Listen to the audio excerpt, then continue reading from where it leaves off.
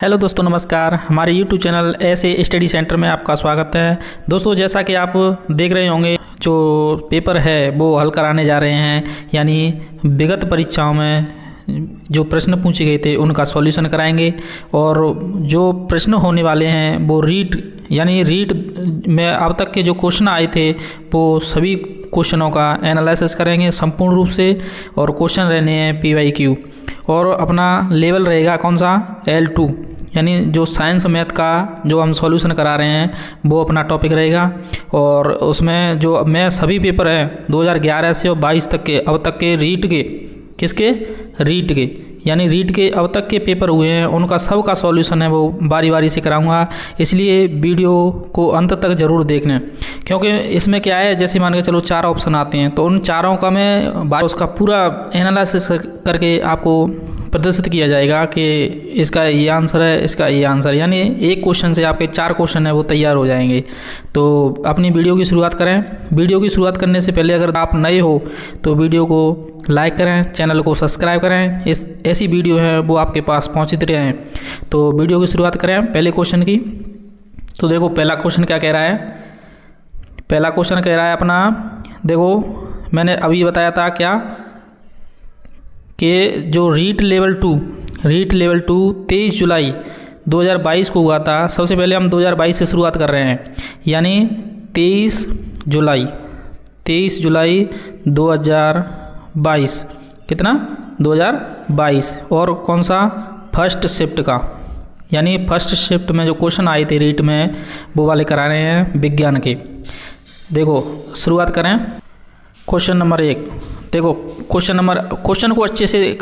को आपको कम से कम 2 बार अच्छे से पढ़ना है और दिमाग में लेते हुए, जिससे क्या है आपको किसी भी प्रकार की कोई भी दिक्कत ना आए, है ना। इसीलिए क्वेश्चन को अच्छे से पढ़ना है, क्योंकि अगर क्वेश्चन आपने अच्छे से नहीं पढ़ा तो इसका मतलब समझ लो आप प्रश्न को अच्छी तरह से हल नहीं कर पाओगे। तो देखो प्रश्न को पढ़ते हैं पहले। किसी ध्वनि स्रोत की आवृत्ति, अब ये कह रहा है आवृत्ति, कोई ध्वनि स्रोत है उससे आवृत्ति जो ध्वनि आ रही है उसकी आवृत्ति है वो 50 हर्ट्ज दे रखी है। इसके द्वारा 2 सेकंड में कंपनों की संख्या कितनी होगी। यानी एक तो कोई स्रोत है और उसकी आवृत्ति को फ्रीक्वेंसी कहते हैं ना इंग्लिश में, तो ये है कितनी, 50 हर्ट्ज, ठीक है। अब कह रहा है 2 सेकंडों में कंपनों की संख्या कितनी होगी। तो आप जानते हैं, क्या जानते हैं कि जैसे मान के चलते हैं अपन 1 सेकंड में कंपनों की संख्या कितनी है, 50, कितनी है, 50। 1 सेकंड में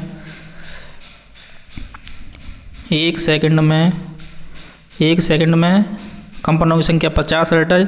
तो 2 सेकंड में पूछ रहा है तो क्या करेंगे, 50 × 2 बराबर 100 हर्ट्ज, ठीक है। यहाँ तक किसी को प्रॉब्लम नहीं होगी। तो इसका राइट आंसर है वो कौन सा हो जाएगा, 100, यानी डी नंबर। अब देखो नेक्स्ट क्वेश्चन, देखो क्वेश्चन नंबर 2 क्या कह रहा है। ये कह रहा है एलईडी होती है ना, वो प्रकाश उत्सर्जित करती है। कैसा करती है, केवल हरा करती है, केवल पीला करती है, केवल लाल करती है, या फिर सभी प्रकार के। तो देखो आप जानते हैं कि एलईडी, तो सबसे पहले मैं बता दूं इसका एलईडी, तो एलईडी की फुल फॉर्म क्या होती है, लाइट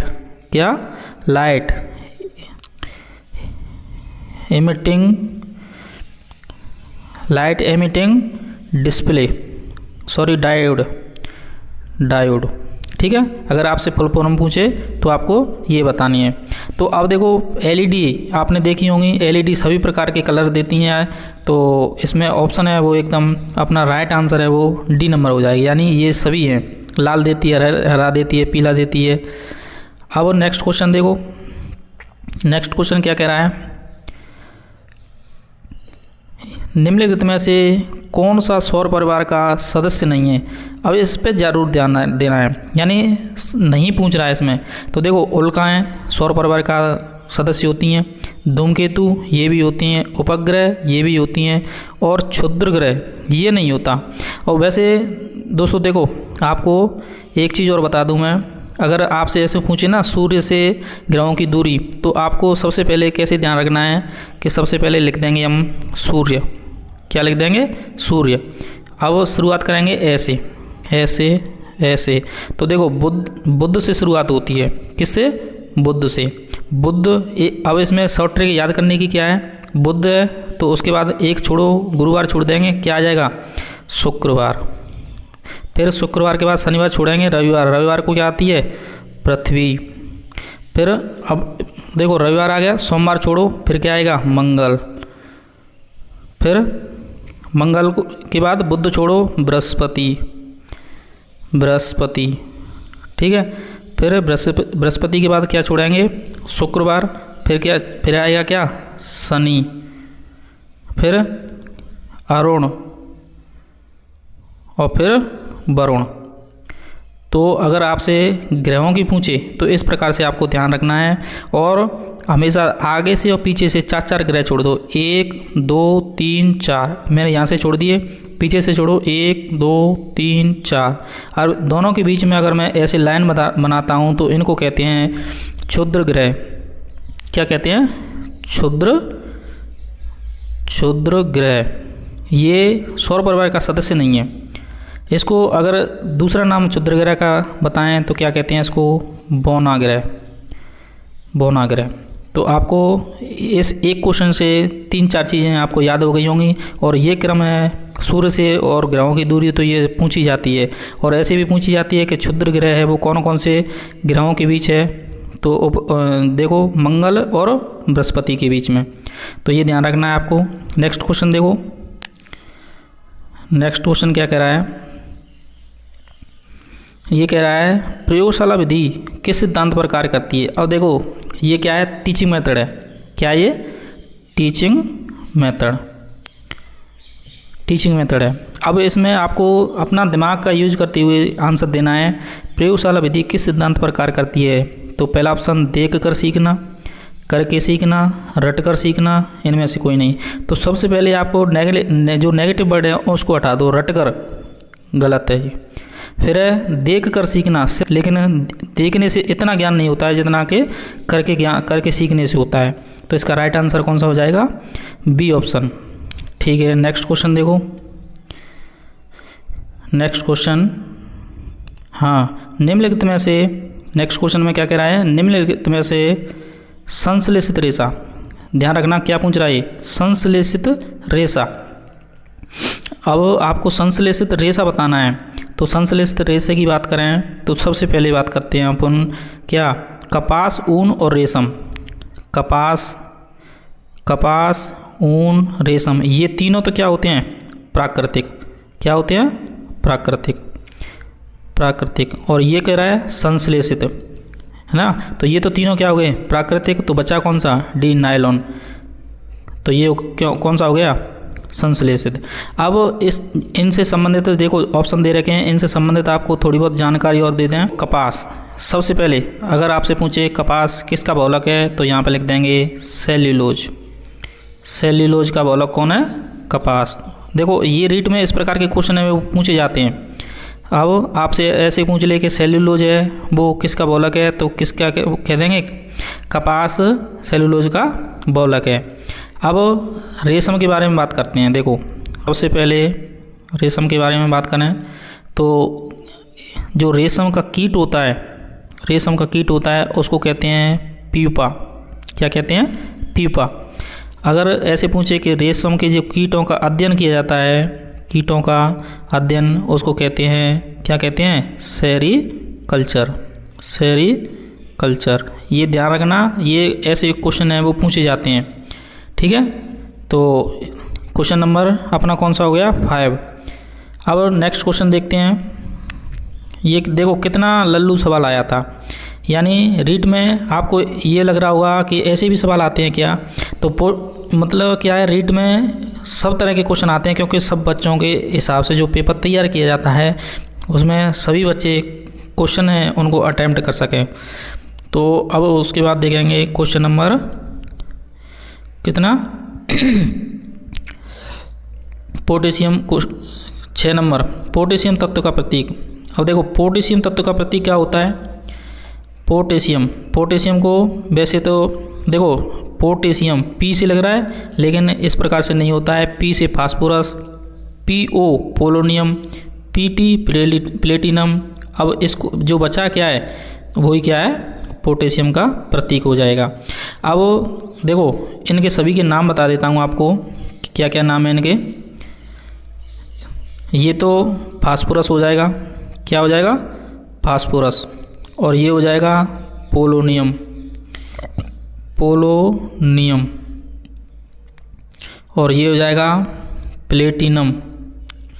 और ये पोटेशियम बता ही दिया मैंने। अब अगर ऐसे आपसे पूछे कि ये क्या है पोलोनियम, तो पोलोनियम क्या है, उपधातु है। और आप जानते हैं, इससे पहले मैंने एक वीडियो डाली थी, उसमें भी बताया था कि उपधातुओं की संख्या कितनी है, 7। कितनी है, 7। अब कौन कौन से होते हैं इनको ध्यान रखना कि देखो 7 कौन कौन से उपधातु हैं। तो boron, silicon, germanium, arsenic, tellurium, फिर एसबी, फिर PO पोलोनियम। तो इस प्रकार से आपके 7 उपधातु हैं, इनको ध्यान रखना। देखो एक क्वेश्चन है, उसके साथ 3-4 क्वेश्चन और आपके कंप्लीट हो गए। तो देखो पोलोनियम उपधातु है। उपधातु 7 प्रकार के होते हैं, यानी boron, silicon, germanium, arsenic, tellurium और एंटीमनी और पोलोनियम। तो अब इनके बारे में भी थोड़ा देख लो। आर्सेनिक, आर्सेनिक कहाँ दिख रहा है, ये रहा, है ना। तो आर्सेनिक की अगर अधिकता हो जाए, क्या हो जाए, आर्सेनिक की अगर अधिकता हो जाए तो इससे रोग हो जाता है, कौन सा, ब्लैक फुट सिंड्रोम। कौन सा, black foot syndrome, black foot syndrome. ये ध्यान रखना है, अगर आर्सेनिक की अधिकता हो जाती है तो इससे रोग होता है ब्लैक फुट सिंड्रोम। अगर सिलिकॉन की बात करें, ये वाला सिलिकॉन, तो सिलिकॉन की बात करें तो इसकी संयोजकता है वो कार्बन के समान चतुसंयोजकता होती है। तो यहाँ पे लिख देंगे कार्बन के समान संरचना, ठीक है। और फिर बचा एंटीमनी। अब देखो एसएन की बात करें तो एसएन को कहते हैं टिन। और एसएन का प्रतीक जो सबसे पहले बताया था वो किसने बताया था, बर्जीलियस ने। तो देखो एक क्वेश्चन से और कितने क्वेश्चन हो गए, यानी आपसे पूछे टिन शब्द का जो खोज की थी वो किसने की थी, बर्जीलियस ने।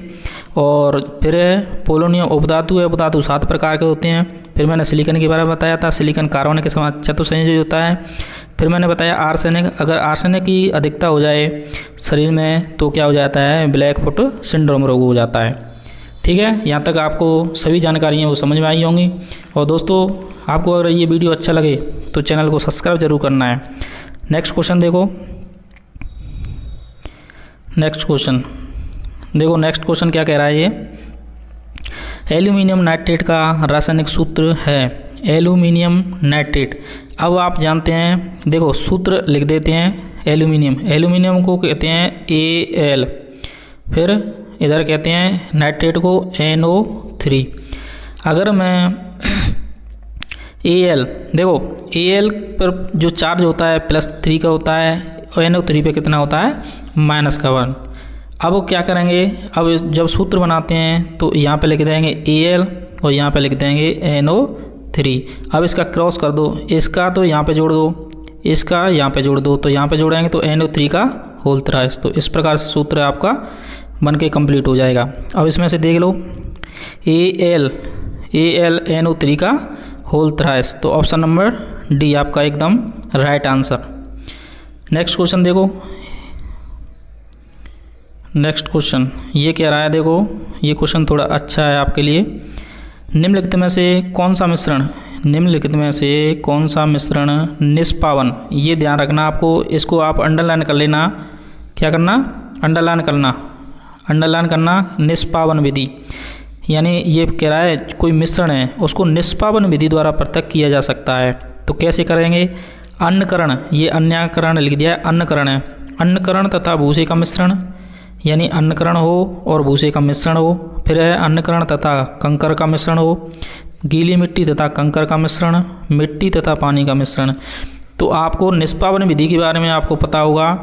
तो इसका जो राइट आंसर है वो अन्नकरण तथा भूसे का मिश्रण, ये वाला ऑप्शन है एकदम सही रहेगा, पहला ऑप्शन। तो नेक्स्ट क्वेश्चन देखें दोस्तों। आपको ये क्वेश्चन है अच्छे से पसंद भी आ रहे होंगे, और अच्छे से पसंद आए तो हमारे चैनल को सब्सक्राइब जरूर कर लेना है।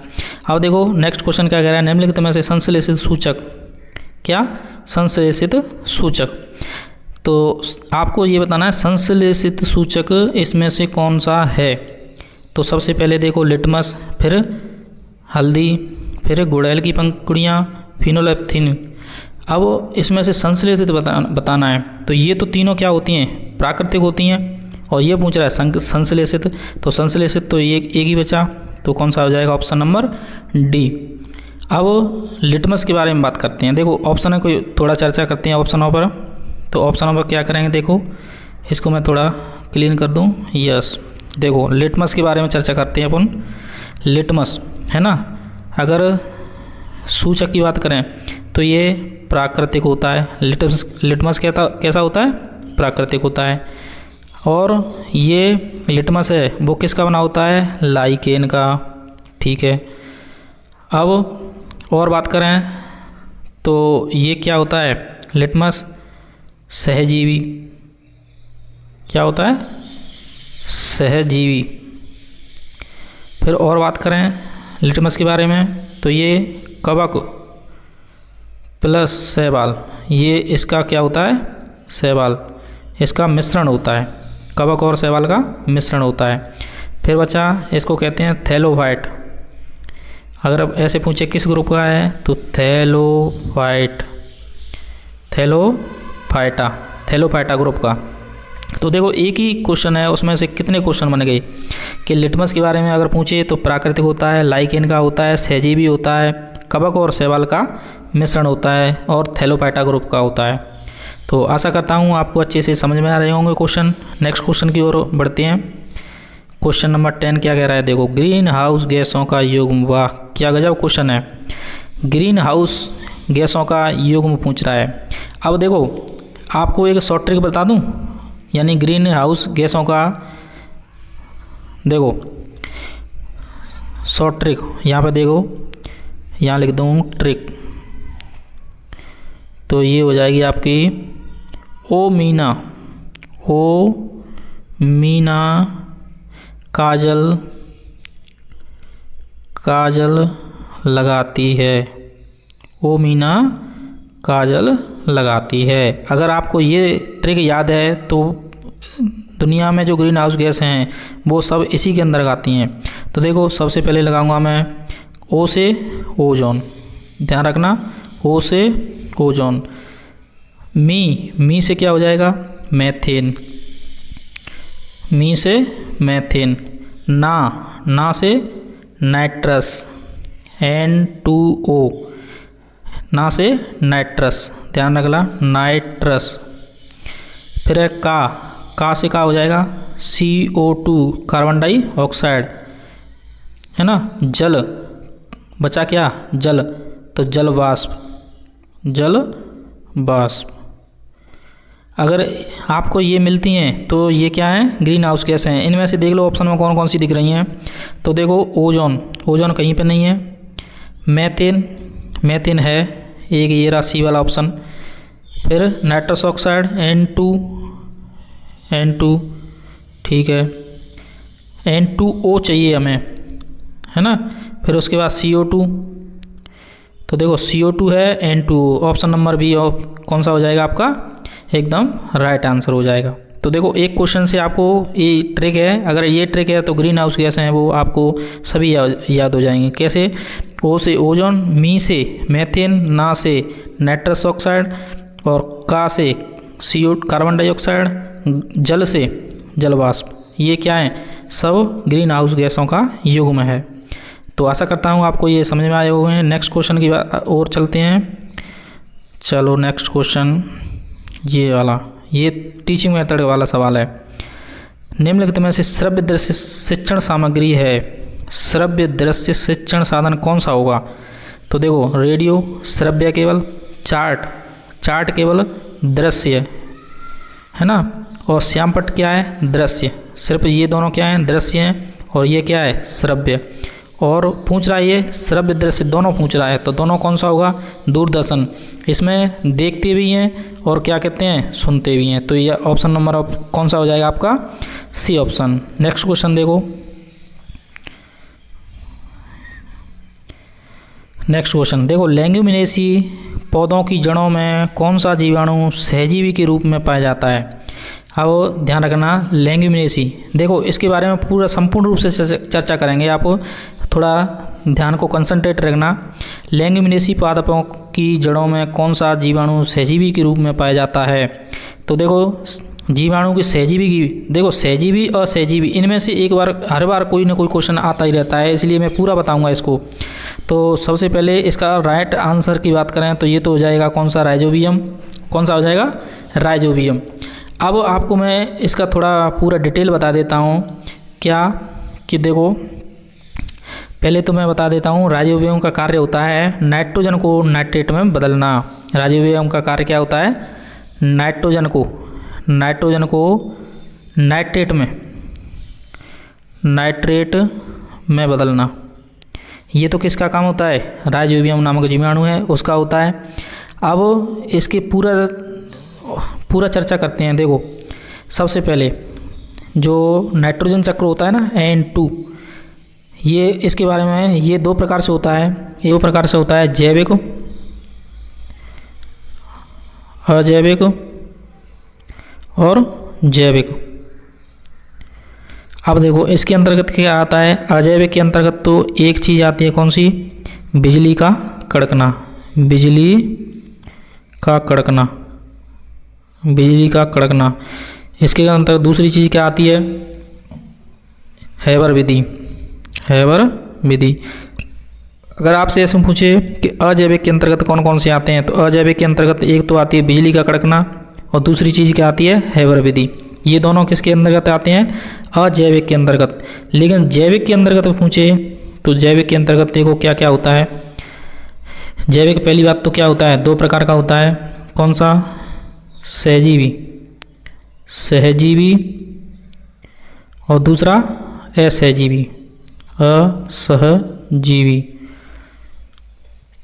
तो देखो सहजीवी के बारे में थोड़ा बात करते हैं। सहजीवी देखो एक एक से चर्चा करता हूँ मैं सहजीवी के बारे में।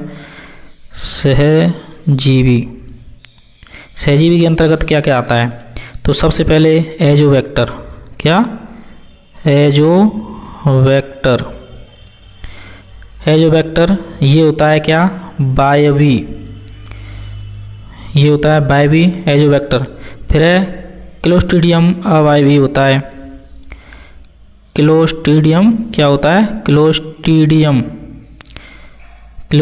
ये होता है अवायवीय। ये होता है अवायवीय। ये ध्यान रखना, एग्जाम में डायरेक्ट पूछे जा सकते हैं कि एजोवेक्टर होता है वायवीय या अवायवीय या फिर दोनों। तो ये होता है वायवीय एजोवेक्टर। अगर क्लोस्ट्रीडियम पूछे तो ये होता है अवायवीय। फिर इसी के अंतर्गत आता है एक एनावीना नॉन स्टॉक। एनावीना नॉन स्टॉक। ठीक है, ये होता है BGA, है ना।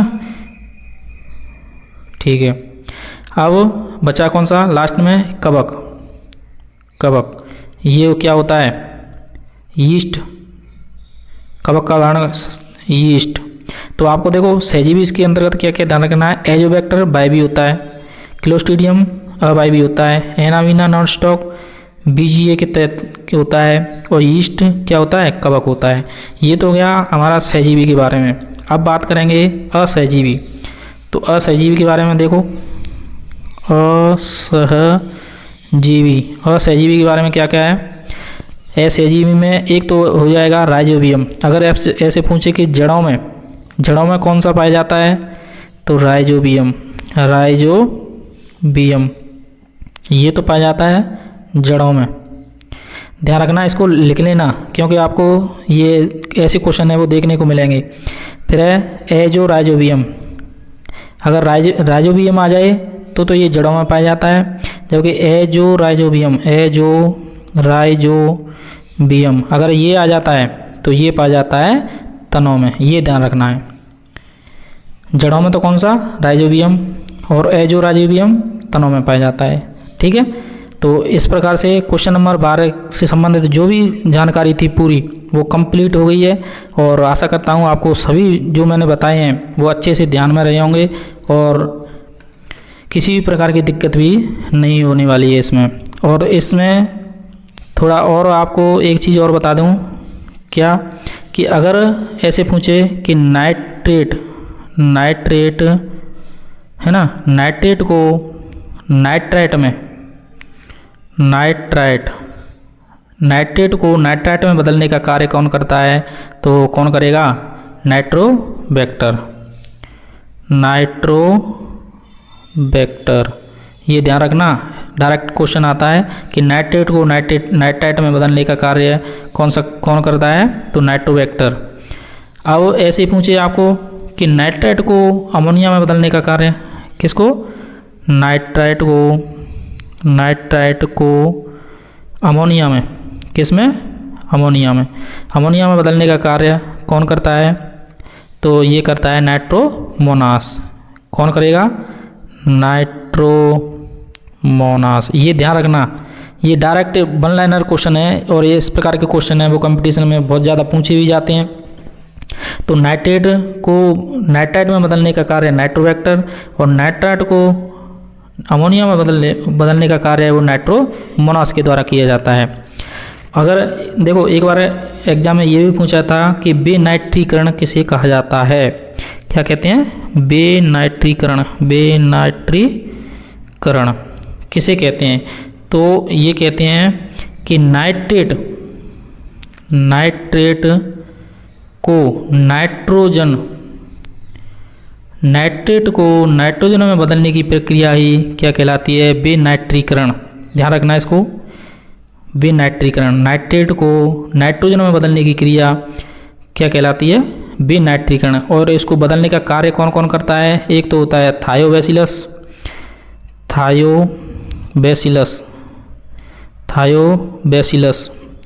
फिर दूसरा होता है स्यूडोमोनास। कौन सा, स्यूडोमोनास।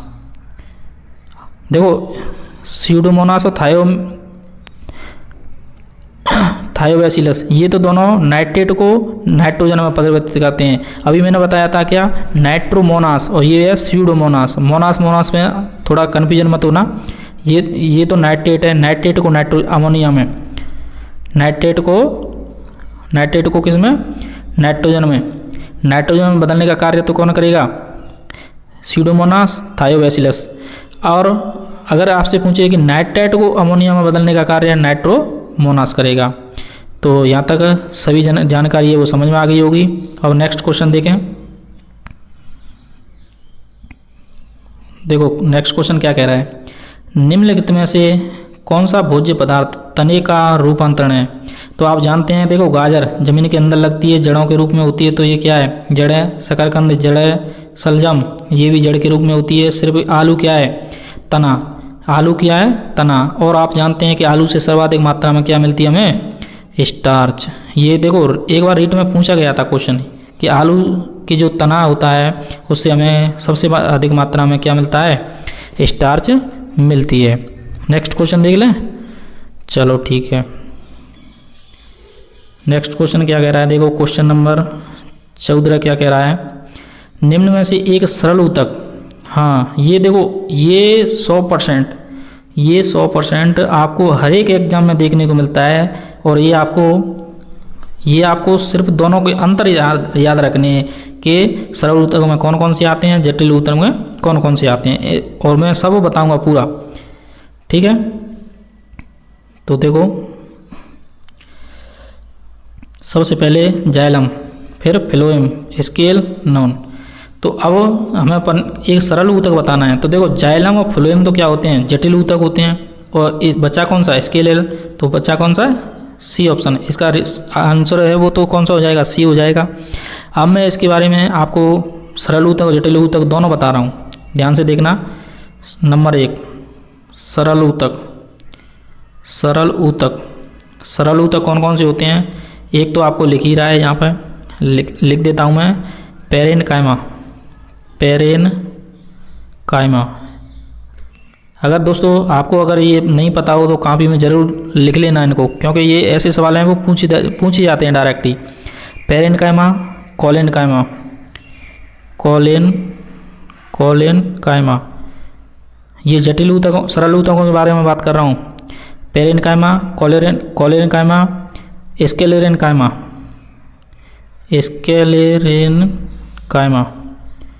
स्क्लेरेनकाइमा, है ना। तो ये आपके कौन से हो गए? सरल ऊतक। और बचे कौन से? जटिल ऊतक। तो जटिल ऊतक में कौन कौन से आएंगे? जटिल में एक तो आ जाएगा फ्लोएम और एक आ जाएगा जाइलम। जाइलम। तो इस प्रकार से आपको देखो एक क्वेश्चन से ही सब चीज़ याद हो गई होंगी। ठीक है, अब नेक्स्ट क्वेश्चन की ओर बढ़ें अपने। Question number 15। देखो क्वेश्चन नंबर 15 क्या कह रहा है? 15 क्या कह रहा है? निम्नलिखित में से कौन सा वायु प्रदूषण नहीं है? अब इसमें से वायु प्रदूषक बताना है कौन सा नहीं है। तो देखो कार्बन मोनोऑक्साइड, इसको कहते हैं CO, nitrogen oxide, nitrogen oxide, NO2, क्या? NO2, methane CH4, oxygen O2। अब इसमें से वायु प्रदूषक नहीं है वो बतानी है आपको। तो देखो इसमें से कौन सी होगी? कार्बन मोनोऑक्साइड दमघोटू गैस होती है, मीथेन दलदली क्षेत्रों में पाई जाती है जो जिसे मार्स गैस कहा जाता है, और ऑक्सीजन होती है नाइट्रोजन ऑक्साइड। अब पूछ रहा क्या है? वायु प्रदूषण। तो वायु प्रदूषण किससे नहीं होता है? तो किससे नहीं होगा? ऑप्शन नंबर इसमें कौन सा सही हो जाएगा? ऑक्सीजन। ऑक्सीजन से किसी भी प्रकार का वायु प्रदूषण नहीं होता है। तो आपको देखो अब इनके बारे में, ऑप्शनों के बारे में चर्चा कर लेते हैं थोड़ा, क्या क्या कह रहे हैं। सबसे पहले बात करेंगे हम मीथेन के बारे में। मीथेन। तो देखो मीथेन, तो मीथेन को सबसे पहले अगर बात करें तो ये CNG का मुख्य अवयव होता है। क्या होता है? CNG का मुख्य अवयव। और इसके सूत्र की बात करें CH4 सूत्र होता है। आकृति की बात करें, इसकी आकृति, जो मीथेन की आकृति है वो क्या होती है? चतुष्फलकीय। ध्यान रखना एक एक क्वेश्चन है वो आपको काम आने वाला है, चतुष्फलकीय। अगर कोण की बात करें तो 109 डिग्री 28 मिनट कोण। अब इसको देखो, जो मीथेन गैस है इसको अन्य नाम से किस नाम से जाना जाता है? तो देखो इसके कितने नाम हैं। सबसे पहले इसको तो कहेंगे मार्स गैस। कौन सी? Marsh gas. पंख गैस, क्योंकि कीचड़ में पाई जाती नहीं इसलिए पंख गैस। और ये धान के खेतों में ज़्यादा पाई जाती है इसलिए धान के खेतों में पाई जाने वाली गैस। फिर कहाँ से प्राप्त होती है? कीचड़ से, ये मैंने बता दिया। फिर कहाँ से होती है? पशु जब जुगाली करते हैं, पशु जुगाली करते समय जो गैस बाहर निकालते हैं उसको कहते हैं क्या? Methane gas. तो आपको अन्य नाम हो गए मार्स गैस, पंख गैस, यानी जो धान के खेतों में पाई जाने वाली गैस, कीचड़ में पाई जाने वाली गैस, पशु जुगाली करते समय जो गैस बाहर निकालते हैं वो मीथेन निकालते हैं। तो देखो एक ही क्वेश्चन से आपके कितने क्वेश्चन हैं वो तैयार हो गए। ठीक है, और आशा करता हूँ आपको मज़ा भी आ रहा होगा इस प्रकार के क्वेश्चनों से। और नेक्स्ट क्वेश्चन देखो, ये थोड़ा ज्योग्राफी का क्वेश्चन है। पवित्र उपवन पाए जाते हैं, कहाँ पे पाए जाते हैं? मेघालय की खाड़ी व जैंतिया के पहाड़ियों में, राजस्थान के अरावली पर्वत श्रृंखला में, महाराष्ट्र के पश्चिमी घाट में। ये सभी जगह उपवन, पवित्र उपवन पाए जाते हैं। यहाँ पर किसी भी प्रकार का प्रदूषण नहीं है, इसलिए क्या है? ये पवित्र हैं। और ये ऑप्शन नंबर D हो जाएगा, यानी सभी पवित्र उपवन हैं। नेक्स्ट क्वेश्चन देखो, नेक्स्ट क्वेश्चन क्या कह रहा है? कौन से जीवाणु से मानव में प्लूरिसी रोग हो जाता है? प्लूरिसी रोग। तो सबसे पहले देखो, mycobacterium tuberculosis, corynebacterium diphtheriae, mycobacterium leprae, neisseria gonorrhoeae. ये देखो इसका नाम नीस्सीरियाई गोनोरियाई, ये सूजक रोग होता है, यानी सेक्सुअल डिजीज है ये, यानी सूजक रोग हो जाता है, इसको सूजक रोग भी कहा जाता है। अब बात करेंगे हम सबसे पहले इन ऑप्शनों के बारे में। तो सबसे पहले देखो एक एक ऑप्शन के बारे में बात करते हैं। पहले टीबी के बारे में बात करें, माइक्रोबैक्टीरियम ट्यूबरक्लोसिस, इसको टीबी कहते हैं। तो सबसे पहले अगर आपसे पूछे क्या कि टीबी का जो टीका होता है, टीका कौन सा होता है, बीसीजी। कौन सा टीका होता है, बीसीजी। और जो उपचार की पद्धति है वो कौन सी है, डॉट्स पद्धति। अब जो परीक्षण किया जाता है टीबी के लिए वो होता है कौन सा, मॉन्टेक्स परीक्षण। मॉन्टेक्स परीक्षण, ये तो हो गया टीबी के बारे में कि एक तो बीसीजी का टीका लगाया जाता है, डॉट्स पद्धति के द्वारा उपचार होता है, और जो परीक्षण किया जाता है वो मॉन्टेक्स परीक्षण किया जाता है। अब नेक्स्ट ऑप्शन के बारे में देखो। अब देखो माइक्रोबैक्टीरियम लेप्री, इसको कहते हैं कुष्ठ रोग। ये क्या होता है, कुष्ठ रोग होता है, यानी कुष्ठ रोग का साइंटिफिक नेम है। अब इसकी बात करें कि इसको अन्य नाम कुष्ठ रोग का, तो इसको अन्य नाम की बात करें तो लेप्रोसी इसका अन्य नाम है। और इसकी खोज, कुष्ठ रोग की खोज किसने की थी, हैंसन के द्वारा की गई थी। ये ध्यान रखना। देखो एक क्वेश्चन के साथ आपको कितने क्वेश्चन मिल रहे हैं, इसलिए क्वेश्चनों को ध्यान से आपको देखना है, किसी भी प्रकार का डाइवर्ट नहीं होना है आपको। सभी क्वेश्चन जो आपको नहीं आ रहे हैं वो कॉपी में राइट डाउन कर सकते हैं। कुष्ठ रोग की खोज हैंसन ने, और इसको अन्य नाम से लेप्रोसी के नाम से जाने जाते हैं। वैज्ञानिक नाम माइक्रोबैक्टीरियम ट्यूबरक्लोसिस, इसका जो जीवाणु होता है ना वो वाला। ठीक है, नेक्स्ट क्वेश्चन देखो। क्वेश्चन नंबर 18 क्या कह रहा है, ये कह रहा है मानव त्वचा की तेलीय ग्रंथियों में कौन से प्रकार होती है। देखो ग्रंथियों का मतलब होता है एक तरल पदार्थ होता है ना। ग्रंथियों का मतलब क्या होता है, तरल पदार्थ होता है। और ये भी कह रहा है कि मानव की त्वचा की जो तेली ग्रंथियाँ होती हैं वो कौन से प्रकार की होती हैं। तो देखो आपको ऐसे ध्यान रखना है, अगर कम स्पेस हो तो वो तो होता है क्या, मीरोक्रैम, है ना। और ज़्यादा स्तन हो तो होलोक्रैम। तो आपको ये कह रहा है देखो तेली ग्रंथियाँ और मानव की त्वचा क्या सब पूरे शरीर पर होती है, तो क्या हो जाएगी, पूरे क्षेत्र पर हो जाएगी, इसीलिए इसको कहेंगे होलोक्राइन। ये ध्यान रखना। और ये आपको डायरेक्ट याद रखनी है, ऐसे इनके उदाहरण है वो डायरेक्ट याद रखने हैं। और ये हर बार कोई ना कोई क्वेश्चन है इससे संबंधित पूछा जाता है। तो नेक्स्ट क्वेश्चन देखो ये सवाल कितना लल्लू है, ये कितना देखो, विटामिन ए की कमी से होने वाला रोग, बच्चा भी बता देगा, सो के जागेगा ना वो भी बता देगा। विटामिन ए की कमी से होने वाला रोग है, तो विटामिन ए की कमी से रतौंधी, बेरी, स्कर्वी, रिकेट्स। देखो ए से तो रतौंधी होता है, अब बी से वो होता है बेरी, सी से स्कर्वी, डी से रिकेट्स। अब देखो रिकेट्स ये क्या है, एक तो इसको धूप का विटामिन कहा जाता है, धूप का विटामिन। फिर जो विटामिन डी है उसको शरीर में बनने वाला विटामिन,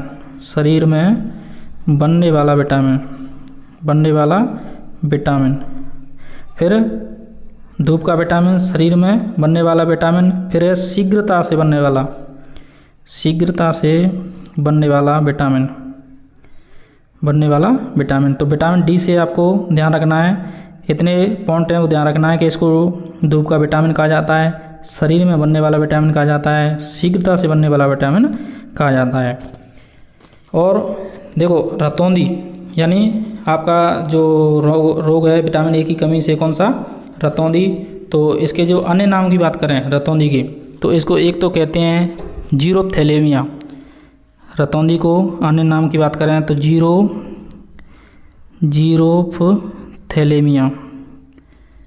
जीरोप्थैलेमिया है ना। ये एक शुष्क रोग होता है जिससे क्या होती हैं, आँखें सूखी हो जाती हैं। अगर इसी को जीरोप्थैलेमिया को और क्या कहते हैं, तो इसको कहते हैं केरेटोमलेशिया। क्या कहते हैं, केरेटोमलेशिया क्या कहते हैं, क्रेटोमलेशिया। तो रतौंधी को और क्या कहते हैं, जीरोप्थेलेमिया, जो शुष्क रोग होता है, इसको और नाम से जाना जाता है क्या कहते हैं, क्रेटोमलेशिया। तो आशा करता हूँ यहाँ तक जानकारी समझ में आई होगी। नेक्स्ट क्वेश्चन देखो, क्वेश्चन नंबर 20। क्वेश्चन नंबर 20 क्या कह रहा है, देखो ये कह रहा है कोश का चक्र। देखो आपका कोश का चक्र है ना, सेल साइकिल, यानी जो कोश का चक्र है, ये तो इसमें से एक क्वेश्चन आपका डेफिनेट आता है, इसलिए इसको अच्छे से पढ़ना है। और आपको इस प्रकार से ऐसे भी पता चल रहा होगा कि कौन कौन सी टॉपिक में से कौन कौन से क्वेश्चन आते हैं, इससे पता चल जाता है। तो देखो ये कह रहा है कोशिका चक्र की कौन सी प्रावस्था में हिस्टोन प्रोटीन का संश्लेषण होता है। कौन सी ऐसी प्रावस्था है जिसमें हिस्टोन का संश्लेषण होता है। हिस्टोन एक प्रोटीन होती है, उसका संश्लेषण होता है, तो कौन से में होता है। देखो इसका आंसर तो मैं बता देता हूँ आपको, एस स्टेप है, यानी एस प्रावस्था के अंतर्गत ये हो जाता है। तो नेक्स्ट क्वेश्चन देखो, ये तो देखो लल्लू सवाल है आपका। ये क्या कह रहा है, भारत में परिवार नियोजन कह दो या परिवार कल्याण कार्यक्रम, इसकी शुरुआत है वो कब हुई थी। तो इसकी शुरुआत की बात करें तो इसकी शुरुआत है 1951 हुई थी। कब हुई थी, 1951 में। इसमें कोई समझाना ही नहीं है, इसमें तो डायरेक्ट आपको डेट याद रखनी है। नेक्स्ट क्वेश्चन देखो, नेक्स्ट क्वेश्चन कह रहा है आपका, नेक्स्ट क्वेश्चन ये कह रहा है आपका, देखो निम्न में से कौन सा हार्मोन प्रसवता में सहायक है, यानी प्रसव पीड़ा होती है उस समय कौन सा हार्मोन है वो सहायक होता है। तो इंसुलिन, एड्रेनलिन, मेलेटोनिन, प्रोजेस्टेरोन। तो प्रसवता के समय कौन सा होता है, प्रोजेस्टेरोन। प्रसवता के समय अगर पूछे तो प्रोजेस्टेरोन है ना। और एड्रेनली ग्रंथि जो होती है, इसको 3F हार्मोन भी कहा जाता है, क्योंकि 3F का मतलब होता है, देखो फियर, फाइट और फ्लाइट, इसलिए इसको 3F हार्मोन भी कहा जाता है। यानी संकटकालीन हार्मोन कौन सा है, एड्रेनलिन। मेलेटोनिन ये क्या होता है, त्वचा में पाए जाने वाला हार्मोन होता है। इंसुलिन, अब देखो इंसुलिन आपको पता ही होगा। इंसुलिन के बारे में मैं थोड़ा सब चीज़ एक एक से बता देता हूँ क्या क्या होता है। तो इंसुलिन के बारे में देखो मैं यहाँ पे बताता हूँ। इंसुलिन अग्नाशय से, ये अग्नाशय यानी इंसुलिन है वो अग्नाशय से स्रावित होने वाला हार्मोन है। और जो इंसुलिन है वो 51 प्रकार के 51 प्रकार के 51 प्रकार के एमिनो अम्लों से मिलकर बना होता है। इंसुलिन फिर है इसकी जो निर्माण करने वाली कंपनी है उसका नाम की बात करें तो क्या है, एली लिली। कौन सी, एली लिली। और रोग की बात करें तो रोग कौन सा आता है, डायबिटीज मेलाइटस।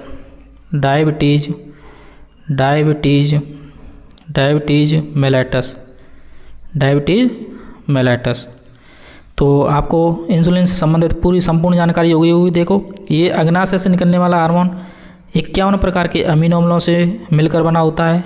और जो इसकी इंसुलिन की निर्माण करने वाली जो कंपनी थी वो एली लिली कंपनी थी। और इसके जो रोग होता है वो है डायबिटीज़ मेलाइटस, यानी मधुमेह रोग कहा जाता है। इसको क्या कहते हैं, मधुमेह रोग भी कहा जाता है। ठीक है, आशा करता हूँ सभी ऑप्शनों के बारे में आपको अच्छे से समझ में आ गया होगा। Next question number 23। ये क्या कह रहा है, देखो ये कह रहा है, ये आपका शिक्षण विधियों से संबंधित है। निम्नलिखित में से कौन सी एक मनोवैज्ञानिक शिक्षण विधि नहीं है। ये कह रहा है नहीं है। मनोवैज्ञानिक का मतलब, यानी आप ऐसे ध्यान रखना, अगर मनोवैज्ञानिक विधि होगी तो उसमें से जो छात्र है वो सक्रिय होगा, मनोवैज्ञानिक नहीं होगी उसमें छात्र है वो सक्रिय नहीं होगा। तो देखो आपका 23 क्या कह रहा है, कौन नहीं पूछ रहा है। तो कहानी विधि, मूल्यांकन विधि, मनोदैहिक विधि, प्रश्नावली विधि। तो इसमें से मनोवैज्ञानिक विधि कौन सी नहीं है। तो देखो इसमें से मनोवैज्ञानिक विधि है वो कौन सी नहीं है। तो मनोवैज्ञानिक विधि प्रश्नावली विधि नहीं है। कौन सी नहीं है, प्रश्नावली विधि। ठीक है, और क्वेश्चन नंबर 23, क्वेश्चन नंबर 23 ये कमेंट में बताना है कि इसका राइट आंसर कौन सा है, डी है। ठीक है, नेक्स्ट क्वेश्चन देखो 24, ये भी देखो ज्योग्राफी से संबंध आ गया। निम्नलिखित में से कौन सा खरीफ की फसल का उदाहरण नहीं है। अब ये पूछ रहा है खरीफ की फसल से संबंधित कौन सा उदाहरण नहीं है, यानी कपास, सोयाबीन, मक्का, ये तो तीनों क्या हैं, खरीफ की फसल हैं। किसकी हैं, खरीफ की। अब बचा क्या, मटर, ये क्या है, रबी की फसल। किसकी है, रबी की फसल। नेक्स्ट क्वेश्चन देखो, क्वेश्चन नंबर 25, ये क्या कह रहा है, ये भी शिक्षण विधि है। शिक्षण सहायक सामग्री श्रव्य दृश्य उपकरण में सम्मिलित नहीं है। अब इससे पहले मैंने अभी बताया था, एक और क्वेश्चन आया था ऐसे। अब इसमें ये देखना है कि श्रव्य भी हो, दृश्य भी हो, यानी सुन भी सकते हैं, देख भी सकते हैं, ऐसा ऑप्शन देखना है। तो देखो टेलीविज़न हम देख भी सकते हैं, सुन भी सकते हैं, चलो ये मैंने लगा लिया, देखते हैं। और ऑप्शन चित्र विस्तारक यंत्र, चित्र क्या होता है, एक प्रोजेक्टर होता है। जैसे मान के चलो मैंने ये प्रोजेक्टर रख दिया और ये इस दीवार पर क्या करेगा, ये प्रक्षेपित करेगा, सिर्फ दिखाएगा, सुनाएगा नहीं। तो ये क्या हो गया, श्रव्य हो गया केवल। लैपटॉप, देखो लैपटॉप क्या होता है, लैपटॉप ये क्या होता है, श्रव्य दृश्य, क्योंकि इसमें वीडियो चला भी सकते हैं, देख भी सकते हैं। चलचित्र के को इंग्लिश में कहते हैं वीडियो। वीडियो क्या होती है, ऑडियो वीडियो दोनों चलती है, श्रव्य दृश्य होती है। सिर्फ चित्र विस्तारक यंत्र ऐसा है जो क्या है, श्रव्य दृश्य नहीं है। तो ऑप्शन नंबर कौन सा हो जाएगा, डी ऑप्शन सही हो जाएगा। नेक्स्ट क्वेश्चन देखो 26, घर्षण बलों का सही घटता क्रम। ये क्वेश्चन आप इम्पोर्टेंट लगा लेना, इस पर मैं भी लगा देता हूँ इम्पोर्टेंट। ये क्वेश्चन ऐसे अक्सर जो एग्ज़ाम है उनमें आते रहते हैं। अब वो घर्षण बलों का सही घटता क्रम पूछ रहा है, तो घर्षण बलों का सही घटता क्रम कौन सा होगा, देखो कौन सा होगा, ध्यान रखो। क्वेश्चन नंबर कितना अपना 26। तो सबसे पहले स्थैतिक, क्योंकि स्थिति में विस्तार जितना ज़्यादा होगा उतना अधिक घर्षण बल अधिक होगा। तो घटते क्रम में क्या कह रहा है, घटते क्रम का मतलब सबसे बड़ा पहले, तो स्थैतिक देखो इसमें आ रहा है, इसमें आ रहा है, ये तो दोनों कटी गए, क्योंकि सबसे बड़ा स्थैतिक होता है, क्योंकि स्थिति में जितना विस्तार होगा उतना उसका घर्षण बल होगा। अब स्थैतिक के बाद क्या होगा, सर्पी। स्थैतिक के बाद सर्पी कौन सी में, बी ऑप्शन में। बचा कौन सा, लोटनी। तो ऑप्शन नंबर बी एकदम राइट आंसर हो जाएगा।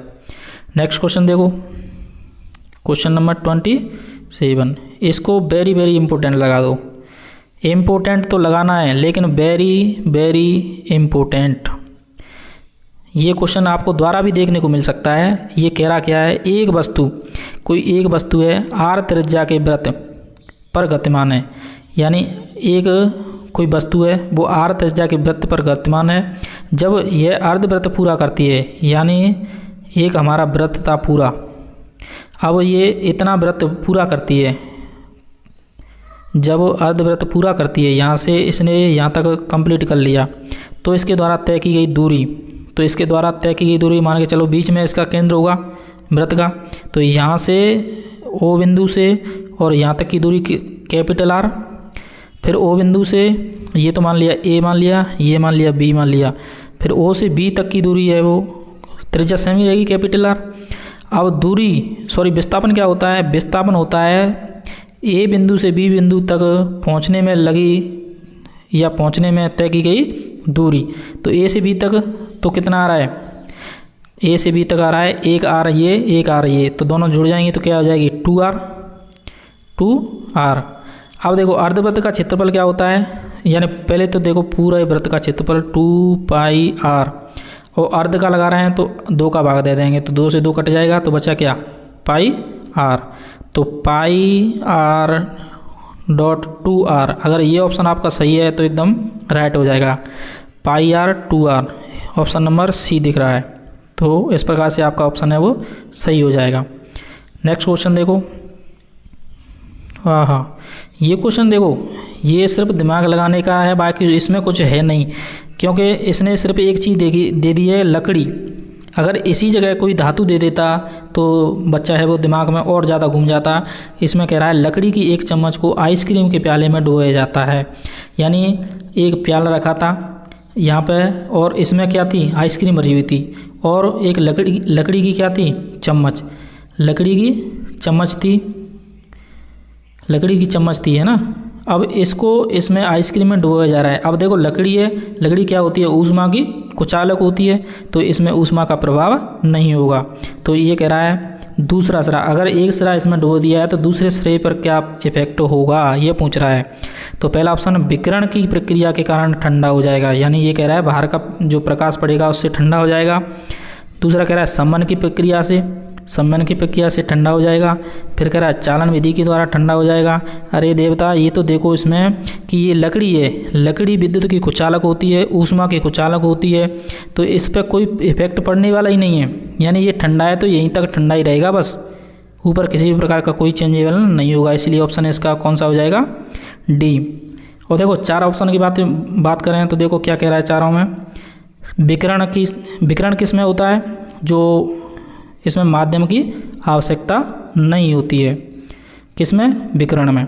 फिर है सम्मन होता है द्रव व गैसों में, सम्मन किस में होता है, द्रव और गैसों में, जबकि चालन किस में होता है, ठोसों में। ये ध्यान रखना है तीनों क्वेश्चन, एक तो ये क्वेश्चन करा ही दिया, 3 क्वेश्चन ये ध्यान रखना है। इसके माध्यम में वो आवश्यकता नहीं होती है, और द्रव गैसों में सम्मन होता है, ठोसों में क्या होता है, चालन होता है। नेक्स्ट क्वेश्चन देखो, ठीक है। तो आज के लिए इतना ही। देखो यहाँ तक क्वेश्चन है वो, यानी 2000 कितने में, 2022